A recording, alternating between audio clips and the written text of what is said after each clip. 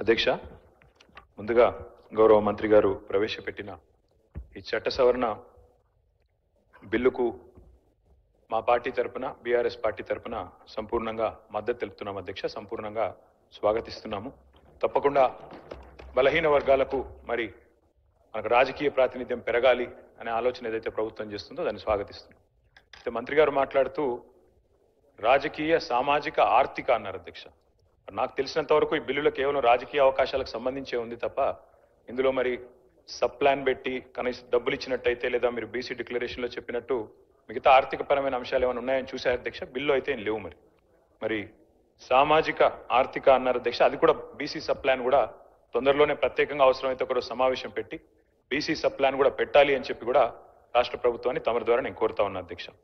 అయితే అధ్యక్ష, ఈ సందర్భంగా మా పెద్దలు, మా గౌరవ మాజీ మంత్రివర్యులు, బలహీన వర్గాల సంక్షేమ శాఖకు మంత్రిగా పనిచేసిన గంగుల కమలాకర్ గారు చాలా విషయాలు చెప్పారు. న్యాయపరమైన, శాస్త్రీయంగా చేయండి, న్యాయపరమైన చిక్కులు లేకుండా చేయండి అని వారు చాలా విషయాలు చెప్పారు అధ్యక్ష. దాంతోపాటు ఇంకా ఒక 2-3 అంశాలు మా పార్టీ తరఫున, ఎందుకంటే మున్సిపల్ చట్టాన్ని సవరిస్తున్నప్పుడు వారు మాట్లాడారు. పంచాయతీరాజ్ మంత్రిగా నేను గతంలో కొంతకాలం పనిచేశాను అధ్యక్ష. కాబట్టి నా అనుభవంతో వారికి కొన్ని సలహాలు, సూచనలు కూడా నేను చేయాలనుకుంటా ఉన్నా అధ్యక్ష.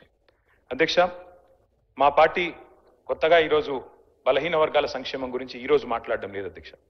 పెద్దలు కేసీఆర్ గారు 2004వ సంవత్సరంలో ఆనాడు యూపీఏ ప్రభుత్వంలో, ఆనాడు కాంగ్రెస్ పార్టీతో మేము పొత్తు పెట్టుకున్నాం అధ్యక్ష.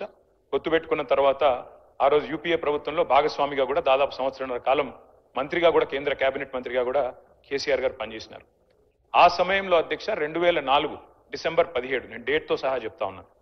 ఆ రోజు కేసీఆర్ గారు ఇక్కడ తెలంగాణ నుండి, ఆనాడు ఆంధ్రప్రదేశ్ నుండి మన బలహీన వర్గాల సంక్షేమ నాయకులు ఎవరైతే ఉన్నారో, బీసీ సంక్షేమ సంఘం జాతీయ అధ్యక్షుడిగా ఉన్న ఆర్ కృష్ణయ్య గారిని, వారి ప్రతినిధి బృందం మొత్తాన్ని కూడా ఆ రోజు ప్రధానమంత్రి మన్మోహన్ సింగ్ గారికి ఫోన్ చేసి, వారి కార్యాలయానికి ఫోన్ చేసి అపాయింట్మెంట్ తీసుకొని, సార్ బలహీన వర్గాల సంక్షేమం మీద మాట్లాడాలి, మీరు కొద్దిగా సమయం ఇవ్వండి, ఏదో మెమరాండం ఇచ్చి 5 నిమిషాల్లో పోవడానికి కాదు, మాకు కొద్దిగా సమయం కావాలి అంటే ప్రధానమంత్రి మన్మోహన్ సింగ్ గారు కూడా టైం ఇచ్చినారు అధ్యక్ష. దాదాపు 45 నిమిషాలు టైం ఇస్తే 1.5 గంటల పాటు సమావేశం జరిగింది అధ్యక్ష. ఈరోజు మన బీసీ కమిషన్ మాజీ చైర్మన్ గా ఉన్న వకులాభరణం కృష్ణమోహన్ రావు గారు కూడా అందులో ఉన్నారు, ఆ ప్రతినిధి బృందంలో. అట్లాగే ఆర్ కృష్ణయ్య గారు, వీరందరూ కూడా ఉన్నారు. ఆ రోజు కేంద్ర మంత్రిగా కేసీఆర్ గారు డిమాండ్ చేసింది అధ్యక్ష, ఆనాటి ప్రధానమంత్రి గారిని, సార్ ప్రతి రాష్ట్రంలో బలహీన వర్గాల సంక్షేమ శాఖ ఉంది, బీసీ వెల్ఫేర్ మినిస్ట్రీ ఉంది, దానికి బడ్జెట్ కేటాయింపులు ఉన్నాయి. ఆ రకంగా బలహీన వర్గాల సంక్షేమం కోసం ప్రతి రాష్ట్రంలో, భారతదేశంలో ఏదో కార్యక్రమం జరుగుతూ ఉంది. కానీ కేంద్రంలో ఓబీసీ వెల్ఫేర్ మినిస్ట్రీ లేదు, ఓబీసీ వెల్ఫేర్ మంత్రిత్వ శాఖ లేదు. పెడితే చాలా బాగుంటుంది. అప్పుడు ఏమవుతుందంటే అనుసంధానం చేసుకొని ఓబీసీ అక్కడ కేంద్రంలో ఉన్న మంత్రిత్వ శాఖ, రాష్ట్రంలో ఉండే మంత్రిత్వ శాఖలు కలిసి పనిచేస్తే మరింత మేలు చేయవచ్చు, ఓబీసీ మంత్రిత్వ శాఖ పెట్టండి అని మొట్టమొదటిసారిగా భారతదేశంలో మరి ఒక కేంద్ర మంత్రిగా ప్రధానమంత్రి గారి దృష్టికి తీసుకుపోయిన నాయకుడు మా నాయకుడు కేసీఆర్ గారు అనే మాట నేను మీకు గుర్తు చేస్తా ఉన్నాను అధ్యక్ష. అట్లాగే అధ్యక్ష, పార్టీ పెట్టిన కొత్తలోనే బీసీ పాలసీ తెచ్చి కొంత మరి మా పార్టీ విధానాల్లోనే బీసీ పాలసీ అంటూ తీసుకొచ్చింది కూడా ఆనాడు టీఆర్ఎస్ అధ్యక్ష. రాష్ట్రం ఏర్పడ్డది అధ్యక్ష. చాలా మంది పెద్దలు చెప్తా ఉంటారు, కేసీఆర్ గారి నాయకత్వంలో ప్రజా ఉద్యమం నిర్మాణం జరిగింది, అందులో అందరం కూడా పాల్గొన్నాం. ఈ హౌస్ లో ఉన్న వాళ్ళలో కూడా చాలా మంది ఉన్నాం.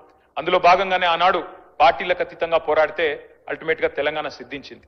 తెలంగాణ వచ్చిన తర్వాత అధ్యక్ష 2014లో మొట్టమొదటిసారి ఇక్కడ శాసనసభ కొలువు తీరిన తర్వాత తమరు కూర్చున్న స్థానంలో అధ్యక్ష, అక్కడ కూర్చున్నది సిరికొండ మధుసూనాచారి గారు, బలహీన వర్గాల బిడ్డ స్పీకర్ గా. ఇక్కడ కౌన్సిల్లో శ్రీ కనకమామిడి స్వామి గౌడ్ గారు, అక్కడ చైర్మన్ గా స్వామి గౌడ్ గారు, ఇక్కడ మొట్టమొదటి స్పీకర్ గా మరి మధుసూనాచారి గారిని కూడా చేసుకున్నది ఆనాడు టీఆర్ఎస్ ప్రభుత్వం అధ్యక్ష. అట్లాగే ఫస్ట్ టైం అధ్యక్ష చరిత్రలో, ఉమ్మడి ఆంధ్రప్రదేశ్ చరిత్రలో, ఇందాక పాయల్ శంకర్ గారు మాట్లాడుతూ అన్నారు అడ్వకేట్ జనరల్ ఎన్నడూ కాలేదు అని, దాన్ని కూడా మార్చి తిరగరాసి మొట్టమొదటి అడ్వకేట్ జనరల్ బలహీన వర్గాల బిడ్డను చేసింది కూడా కేసీఆర్ గారి ప్రభుత్వం. బిఎస్ ప్రసాద్ గారు, వారిని ఆనాడు మొట్టమొదటి ఏజీగా నియమించింది కూడా కేసీఆర్ గారి ప్రభుత్వం అధ్యక్ష. ఇందాక కొంతమంది మిత్రులు మాట్లాడితే ఇంకేదో అన్నారు, నేను దాని జోలికి ఎక్కువ పోను. కానీ ఇవాళ కూడా మా పార్టీకి 3 ప్రోటోకాల్ పొజిషన్లు ఉన్నాయి సార్ రాష్ట్రంలో. ఒకటి, శాసనసభలో ప్రతిపక్ష నాయకుడిగా కేసీఆర్ గారు ఉన్నారు, అక్కడ శాసన మండలిలో ప్రతిపక్ష నాయకుడిగా మధుసూనాచారి గారు ఉన్నారు, అట్లాగే శాసన మండలిలో డిప్యూటీ చైర్మన్ గా బండా ప్రకాష్ గారు ఉన్నారు. అంటే 3 ప్రోటోకాల్ పొజిషన్స్ ఉంటే అందులో 2 బీసీ బిడ్డలకిచ్చి మా పార్టీ నిబద్ధతను చాటుకున్నామనే మాట కూడా నేను వారికి విజ్ఞప్తి చేస్తా ఉన్నాను అధ్యక్ష. అట్లాగే అధ్యక్ష, మా ప్రభుత్వం ఉన్నప్పుడు చట్టసభల్లో మేము 2 సార్లు తీర్మానం చేశాం అధ్యక్ష. ఇక్కడ శాసనసభలో అక్కడ శాసన మండలిలో 2 తీర్మానాలు చేసి పంపించినాం ఏకగ్రీవంగా. ఆ రోజు కాంగ్రెస్ పార్టీ కూడా మాకు మద్దతు పలికింది. శ్రీధర్ బాబు గారు, బట్టి విక్రమార్క గారు ఆనాడు ఇక్కడ ఉన్నారు, వారు మద్దతు పలికినారు అధ్యక్ష. ఒక తీర్మానం ఏం చేసినాం అధ్యక్ష, మేము సెన్సస్ తో పాటు 2021లో చేయబోయే సెన్సస్ తో పాటు జనగణనతో పాటు కులగణన కూడా చేయండి అని మొట్టమొదటిసారి రాహుల్ గాంధీ గారు మాట్లాడే కంటే ముందే కులగణన గురించి మాట్లాడిన మొట్టమొదటి ప్రభుత్వం తెలంగాణ ప్రభుత్వం ఆనాడు కేసీఆర్ గారి నాయకత్వంలోనే మాట కూడా నేను గుర్తు చేస్తా ఉన్నాను. తీర్మానం కూడా మీ రికార్డులో ఉంటుంది సార్. జాతీయ స్థాయిలో చేయాలని చెప్పాము, తర్వాత ఏం చేసామో కూడా చెప్తాను సార్. అట్లాగే చట్టసభల్లో కూడా రిజర్వేషన్లు ఇవ్వండి, బలహీన వర్గాలకి శాసనసభలో అదేవిధంగా శాసన మండలిలో పార్లమెంట్ లో కూడా ఓబీసీ రిజర్వేషన్లు తెండి అని చెప్పి కూడా మరొక తీర్మానం కూడా చేసి ఇదే హౌస్ నుండి మనం పంపించాము. కాపీలు ఎల్ఏ మినిస్టర్ గారి దగ్గర కూడా ఉంటాయి అధ్యక్ష, సెక్రటరీ గారి దగ్గర ఉంటాయి, కావాలంటే చూసుకోవచ్చు అధ్యక్ష. అట్లాగే ఆనాడు ఇప్పుడు పెద్దలు మంత్రి గారు మాట్లాడుతూ ఒక మాట అన్నారు అధ్యక్ష, సీలింగ్ పెట్టారు అని. అధ్యక్ష నేను దయచేసి నేను ఇది రాజకీయం కోసం మాట్లాడలేదు, కానీ కొన్ని విషయాలు ఎందుకంటే తప్పుదో పట్టించకూడదు అధ్యక్ష, ప్రజల్ని కానీ సభ్యుల్ని కానీ తప్పుదో పట్టించకూడదు. ఆ రోజు కమలాకర్ గారు కొంత మాట మాత్రంగా చెప్పే ప్రయత్నం చేసినారు.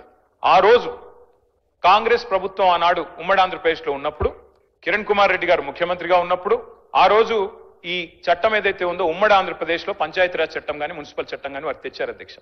సుప్రీంకోర్టులో ఏం జరిగింది అధ్యక్ష ఇంతకీ? సుప్రీంకోర్టు 2010లో రాజ్యాంగ ధర్మాసనం అంటే కాన్స్టిట్యూషనల్ బెంచ్ సరిగ్గా దానికి మించిన బెంచ్ భారతదేశంలో ఇది లేదు. రాజ్యాంగ ధర్మాసనం ఆ రోజు ఒక తీర్పు ఇచ్చింది అధ్యక్ష, 50% సీలింగ్. ఇది కేసీఆర్ గారో తెలంగాణ ప్రభుత్వమో బీఆర్ఎస్ పార్టీయో పెట్టింది కాదు అధ్యక్ష. ఈ సీలింగ్ పెట్టింది సుప్రీంకోర్టులోని రాజ్యాంగ ధర్మాసనం. దాన్ని అతిక్రమించే అధికారం ఈ దేశంలో ఏ ప్రభుత్వానికి లేదు, కేంద్ర ప్రభుత్వానికి లేదు, రాష్ట్ర ప్రభుత్వానికి కూడా లేదు. ఉన్న ఒకే ఒక్క మార్గం అధ్యక్ష, ఒకే ఒక్క మార్గం, మనం పార్లమెంట్ లో అవసరమైతే రాజ్యాంగ సవరణ చేసి 2 పార్టీలు కనుక అనుకుంటే, ఇవాళ మెజారిటీ ఉన్నది బీజేపీకి, అక్కడ ప్రతిపక్షంలో ఉన్నది కాంగ్రెస్ పార్టీ. మాకైతే లోక్సభలో సభ్యులు లేరు, రాజ్యసభలో 4 సభ్యులు ఉన్నారు మాకు. కానీ ఇవాళ కావాలనుకుంటే బీసీలకు నిజంగా న్యాయం చేయాలి అనుకుంటే పరిధి అసెంబ్లీ కాదు అధ్యక్ష. ఇక్కడ మనం ఎంతసేపు మనం ఇక్కడ మాట్లాడినా, ఎంత గట్టిగా మాట్లాడినా, ఒకరి మీద ఒకరు ఎన్ని పంచులేసుకున్నా, పొలిటికల్ డైలాగులు కొట్టినా, నిజంగా న్యాయం జరగాలంటే మాత్రం పార్లమెంటులో రాజ్యాంగ సవరణ ద్వారా మాత్రమే, 9th షెడ్యూల్లో చేర్చడం ద్వారా మాత్రమే ఇది పరిష్కారం అయితే తప్ప వేరే మార్గం లేదు అధ్యక్ష. ఇది వాస్తవం. ఇది ముఖ్యమంత్రి గారికి తెలియదు, కేబినెట్ లో ఉండే మంత్రులకు తెలియదని నేను అనుకోను అధ్యక్ష, వారికి కూడా తెలుసు. కానీ వారు పాపం వారు ఇరుక్కొని పోయినారు అధ్యక్ష. నేను వేరే ఉద్దేశంతో చెప్పట్లేదు. మీరేమనుకున్నారు అధ్యక్ష? బీసీ డిక్లరేషన్ పెట్టినారు అధ్యక్ష కామారెడ్డిలో. పెట్టినప్పుడు పాపం వారు ఏం చెప్పాలి నిజాన్ని చెప్పడం, మేము కేంద్రంలో కూడా అధికారంలోకి వస్తే ఈ రకంగా చేస్తామని చెప్పి ఉండాలి. కానీ ఆదరబాదరగా ఏం చెప్పినారు, 6 నెలల్లోనే 42% రిజర్వేషన్ ఇచ్చేస్తాం అని చెప్పారు అధ్యక్ష. చెప్పిన తర్వాత ఇక్కడ బీసీ సమాజం నుంచి ఒత్తిడి పెరిగినాక ఏం చేయాలి అధ్యక్ష? మరి ఏదో చేసినట్టు ఉండాలని చెప్పి ఇది 4వ ప్రయత్నం. మాకు ఆశ్చర్యంగా ఉంది అధ్యక్ష, ఎందుకంటే చాలా ఆశ్చర్యంగా అనిపిస్తా ఉంది. ఇదే ప్రభుత్వం చెప్పింది అధ్యక్ష, ఏం చెప్పారు మీరు? మొదటిసారి మేము రాజ్యాంగబద్ధంగా సాధిస్తామని మొదటిసారి చెప్పారు, ఒకసారి చెప్పారు. తర్వాత ఆర్డినెన్స్ ద్వారా వస్తామని ఇంకోసారి చెప్పారు. మరొకసారి పార్టీ పరంగా అన్నారు. ఇంకోసారి రాహుల్ గాంధీ గారు ప్రధానమంత్రి అయిన తర్వాత ఇస్తామన్నారు. మళ్ళీ ఈ రోజు మళ్ళీ బిల్ తెస్తా ఉన్నారు. అంటే ఒకటే పార్టీ 5 రకాలుగా మాట్లాడితే, 5 సందర్భాల్లో మాట్లాడితే ఈ రాష్ట్రంలో ఉన్న బీసీ బిడ్డలు చూస్తలేరా అధ్యక్ష? అర్థం చేసుకుంటలేరా మీ నిజాయితీని కానీ, మీ చిత్తశుద్ధిని కానీ? అంటే చిత్తశుద్ధి లేని శివ పూజ చేస్తూ ఇవాళ ప్రతిపక్షం మీద నెపం పెట్టి తప్పించుకుంటామంటే కుదరదు అధ్యక్ష. మేము ఇప్పటికి కూడా చిత్తశుద్ధితో చెప్తున్నాం, సిన్సియర్ గా చెప్తున్నాం, సంపూర్ణంగా స్వాగతిస్తాము. మీరే చెప్పారు, గౌరవ ముఖ్యమంత్రి గారు చెప్పారు అధ్యక్ష, ఇదే హౌస్ లో చెప్పారు మార్చిలో. ఏమన్నారు అధ్యక్ష? కేసీఆర్ ప్రభుత్వం ఉన్నప్పుడు కూడా 37% రిజర్వేషన్ స్థానిక సంస్థల్లో ఇవ్వాలి అని చెప్పి ఇక్కడి నుంచి బిల్లు పంపించారు పార్లమెంట్కి. పార్లమెంట్ నుంచి ప్రెసిడెంట్ ఆఫ్ ఇండియాకి పోయింది, ఇంకా ప్రెసిడెంట్ ఆఫ్ ఇండియా దగ్గర పెండింగ్ ఉంది. ఇప్పుడు మనం 42% సాధించాలి అంటే ఆ 37% అని పంపిన ఫైల్ మేము వెనకకు తెప్పించి ఈ 42% పంపిస్తాం ప్రెసిడెన్షియల్ అసెంట్ కోసం అని చెప్పినారు. మరి నేను అడుగుతా ఉన్నా అధ్యక్ష, ఆ రోజు మేము చిత్తశుద్ధితో ప్రయత్నం చేయలేదా? మేము 37% బిల్లు పంపలేదా? ఆ రోజు మరి అంత ప్రయత్నం చేసిన మమ్మల్ని పట్టుకొని ఇవాళ నోటికొచ్చినట్టు మాట్లాడితే ఇది మంచిదా? దయచేసి ఆలోచించండి. ఇంకొక మాట కూడా నేను అడుగుతా ఉన్నా అధ్యక్ష, రాజ్యసభ సభ్యులు మాకు ఇవాళ 4 ఉన్నారు అధ్యక్ష. మా పార్టీ ప్రభుత్వంలో ఉన్ననాడు మాకు అవకాశాలు వస్తే పెద్దలు కేశవరావు గారు, పెద్దలు డి శ్రీనివాస్ గారు, పెద్దలు బండా ప్రకాష్ గారు, పెద్దలు లింగయ్య యాదవ్ గారు, పెద్దలు గాయత్రి రవిచంద్ర గారు, వద్దిరాజు రవిచంద్ర గారు, వీరందరినీ కూడా 5గురిని రాజ్యసభకు నామినేట్ చేసింది బలహీన వర్గాల బిడ్డల్ని కేసీఆర్ ప్రభుత్వం కాదా అధ్యక్ష? అవకాశం వచ్చినప్పుడు అద్భుతంగా ఇవన్నీ చేయలేదా మేము? అట్లాగే ఇంకొక మాట కూడా నేను అడుగుతా ఉన్నా అధ్యక్ష. రాహుల్ గాంధీ గారు ఒక నినాదం ఇచ్చారు అధ్యక్ష, జిత్నా ఆబాదీ ఉత్నా హక్. జితనీ బాగేదారి ఉత్నీ ఇస్సేదారి. మంచి మాట అధ్యక్ష, మంచి మాట, మంచి ఆలోచన, డెఫినెట్లీ ఆచరణీయం, అనుసరణీయం, తప్పకుండా సాధించాలి. కానీ నేను అడుగుతా ఉన్నా అధ్యక్ష, రాహుల్ గాంధీ గారు ఇవాళ ఓట్ చోరీ గురించి దేశం అంతా మాట్లాడుతున్నారు. మరి 42% రిజర్వేషన్ విషయంలో ఇక్కడ జరిగిన ప్రయత్నాన్ని ఎందుకు వారు పార్లమెంట్లో లేవనెత్తలేరు? కాంగ్రెస్ పార్టీకి 100 మంది ఎంపీలు ఉన్నారు అక్కడ. మీరెందుకు గట్టిగా పట్టుబడతలేరు? పార్లమెంట్లో 42% మీద అక్కడ కదా జరగాల్సింది చర్చ, అక్కడ కదా జరగాల్సింది రాజ్యాంగ సవరణ. అక్కడ చేయాల్సిన ప్రయత్నం చేయకుండా ఇక్కడ ఎంత చేస్తే కంఠశోష తప్ప ఏమొస్తుంది అధ్యక్ష? అల్టిమేట్ గా చేయాల్సిన చోట చేయాల్సిన కాడ ప్రయత్నం చేయకుండా ఇక్కడ ఉండే మన బీసీ బిడ్డల్ని మభ్యపెట్టడానికో రేపు స్థానిక సంస్థల ఎన్నికల్లో కొంత ప్రయోజనం పొందడానికో ప్రయత్నం చేసినా ఇవాళ మేధావులు, జస్టిస్ ఈశ్వరయ్య గౌడ్ లాంటి మేధావులు, మన మాజీ రిటైర్డ్ అధికారి చిరంజీవులు గారు లాంటి మేధావులు అందరూ కూడా మాట్లాడుతున్నారు. బలహీన వర్గాల బిడ్డలు బయట వేదికల్లో మాట్లాడుతున్నారు. రాజ్యాంగ సవరణ చేయాలని చెప్పి కోరుతా ఉన్నారు. అధ్యక్ష, డిక్లరేషన్ ఒక్కటే సరిపోదు, డెడికేషన్ కూడా ఉండాలి అధ్యక్ష. డెడికేషన్ ఉంటే తప్పకుండా ప్రజలు హర్షిస్తారు, స్వాగతిస్తారు. మిమ్మల్ని నేను కోరుతా ఉన్నా అధ్యక్ష, మీరు చేసినారు ప్రయత్నం, ఒక హౌస్ హోల్డ్ సర్వేయింగ్ చేసినారు మీరు, దాని పేరు సిఈపిసి ఏదో పెట్టినారు. మాట్లాడితే మమ్మల్ని అంటారు కేసీఆర్ పాల్గొనలే, కేటీఆర్ పాల్గొనలే, హరీష్ రావు. సార్ మేము ముగ్గురం అఫిడవిట్లు ఇచ్చినాం, ఎలక్షన్ అఫిడవిట్లు మీ కాడనే ఉన్నాయి, ఎలక్షన్ కమిషన్ కార్డు ఉన్నాయి. అలా నేను ఓసీయా బీసీయా మీకు తెలుసు, నేను పాల్గొంటే ఏంది పాల్గొనకపోతే ఏంది. కానీ తప్పు చేసింది మీరు. ఇవాళ 6% జనాభా తగ్గింది మీ సర్వేలో. కేసీఆర్ గారు చేసినప్పుడు హౌస్ హోల్డ్ సర్వేలో కేసీఆర్ ప్రభుత్వం చేసినప్పుడు 52%గా వచ్చిన బలహీన వర్గాల సంఖ్య 6% ఎట్లా తగ్గింది అనే ఆలోచన మీరు చేసిండ్రా? ఎక్కడన్నా రివ్యూ చేసిండ్రా?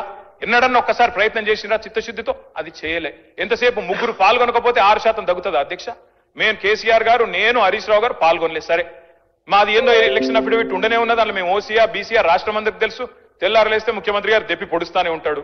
కాబట్టి నేనేమంటున్నా అధ్యక్ష, మేము పాల్గొనంత మాత్రాన 52%, 46% కాదు కదా అధ్యక్ష. ఇవాళ నిజంగా బలహీన వర్గాలకు చిత్తశుద్ధితో మీరు సేవ చేయాలనుకుంటే మీరు చెప్పిండాలా, డిక్లరేషన్ పెట్టినప్పుడే చెప్పిండాలా. కండిషన్స్ అప్లై, రాహుల్ గాంధీ ప్రధానమంత్రి అయితేనే ఇస్తాం, లేకపోతే ఇయ్యమని చెప్పిండాలా. అది మీరు చెప్పలేదు. ఇవాళ మీరు మమ్మల్ని అంటా ఉన్నారు. ఇంకొక మాట నేను అడుగుతా ఉన్నా, మా పొన్నం ప్రభాకర్ అన్న అంటే మాకు గౌరవం. వారు నిజంగా కూడా తప్పకుండా ఉద్యమంలో పాల్గొన్న వ్యక్తి. ఆనాడు పార్లమెంట్ లో చట్టంలో కేసీఆర్ గారు స్వయంగా చెప్పారు, మేం చెప్పడం కాదు అధ్యక్ష, కరీంనగర్ లో మీటింగ్ పెట్టి మరీ చెప్పారు. బ్రహ్మాండంగా కొట్లాడుతున్నాడు మా పొన్నం ప్రభాకర్ అన్న పార్లమెంట్ సభ్యుడిగా అని చెప్పారు అధ్యక్ష. We stand by that. మీరంటే గౌరవం ఉంది. వారిని నేను కోరుతా